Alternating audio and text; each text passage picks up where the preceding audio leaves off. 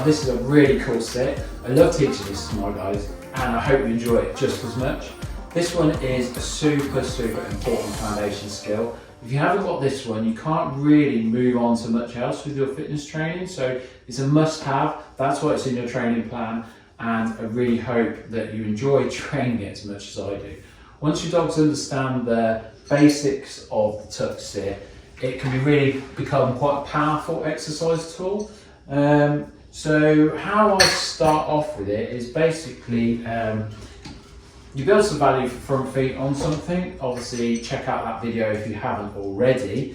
And then I'll ask them to, they'll be in a stand and then they've got to tuck their back legs in and they'll pull the back legs forward. So not a lot of dogs will be in a stand and they'll pop back into a sit. That's one way of doing it, but this one is a tucked sit. So observe your dog. You may have already taught a sit and they might already pop back into it, or you've done the tuck sit. It could be one or the other, but both are really important, but this one is the tuck sit. So they pull everything forward. Front feet stay stationary, back legs come in towards the others, and they're in a nice tight position. So you can use something like this, a piece of block of wood, front paws on it. They have to pull the back legs in and tuck sit.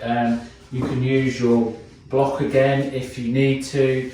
It really doesn't matter what you've got. You've just got to anchor those front feet at first. And if your dog's never done this, what we're looking for is the weight shift.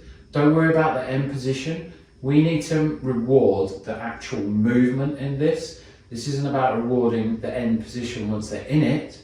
Reward the movement and you'll find it will happen a lot faster, and they'll get the sort of understanding of this a lot quicker. You can do it on the flat as well. I generally will start some skills on the flat, like the same. I think I did this one with Nova on the flat. With Star, my other little busy little cocker, I definitely had to anchor those front two paws. So I used a piece of wood at first. So depending on how busy your dog is or what they're like, Nova's quite slow, steady, thoughtful when we're doing this type of work. So she made it a little bit easier in some ways. Whereas Star, very busy cocker spaniel, anchor those front paws, get them fixed first. So I did a lot of work just being still in a stud on this. That's all we did for a long time. Then I could start to reward like little weight shifts by moving my hand forward. She start to like move the back legs, move the back legs a bit more, reward. Eventually you've got a tuck sit. So I'll show you with Nova, give you the basics at first. Let's do it on, let's try this pad. Should we know? So what I'll do is I'll make sure that this is roughly there in front. She's going to be stood two paws on this.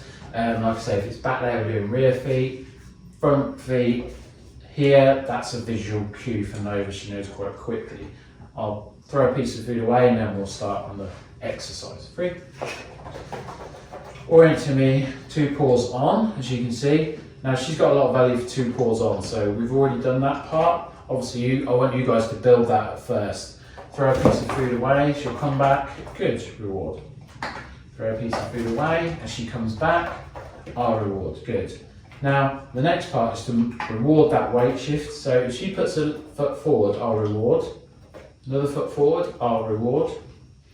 And I try to like bring my feet, I bring my hands above her nose a little bit and it brings that back in, as you can see, 3. When she's done the tuck sit, I'll generally throw a piece of food away just to reset her, just so she can have another go. I don't want you guys to like try and get her into stand or a down or whatever. It can get a bit messy, so tuck sit, release.